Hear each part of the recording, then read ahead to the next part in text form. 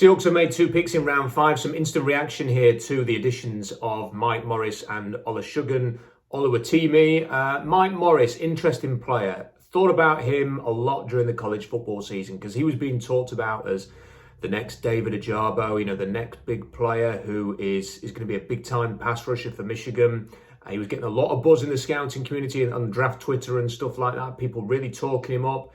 There was a feeling that he could be a top 50 pick for one team in the draft. And, when you watch the tape, you did see some good flashes. The Michigan State game, he was pumped up for that. That obviously a rivalry game, but Michigan State beating Michigan the year before.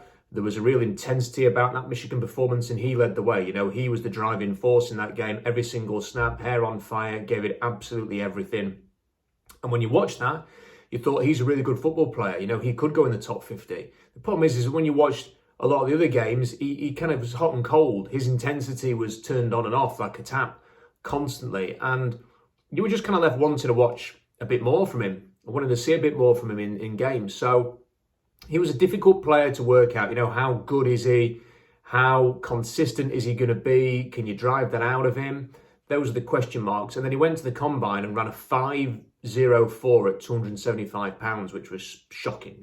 That you just don't run that slow. It was a really poor combine performance, completely tanked his stock. He went from someone who could potentially go in round 2 to suddenly somebody who I graded in round 5. And then he went to his pro day and ran a 5.08, ran even slower. So I'm not sure what was going on there, because on tape you did see some athleticism, you did see some explosion. And yet in terms of testing, it was horrendous. Now, I suppose you could easily say that someone like Michael Bennett had the same thing, and that's what you've got to hope for. But it's a bit of a concern. Is he limited athletically? Is he going to be fired up? What was his preparation like for the combine? Those are big question marks. But there's no doubt that when he turns it on, the guy can play. I had him in round 5. They took him in round 5. So it's fair value. Oluwatimi, I had graded in round 4. They've taken him in round 5. Obviously, they needed a centre.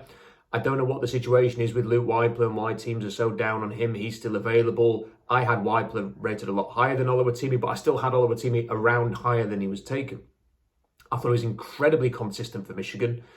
Gets the job done. He's played a lot of football. You knew what you were going to get from him. He won a lot of awards.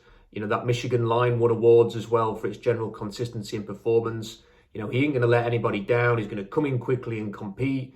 And he understands football. Very intelligent player. Had a very good Wonderlic score. I think he led centres in the Wonderlic score.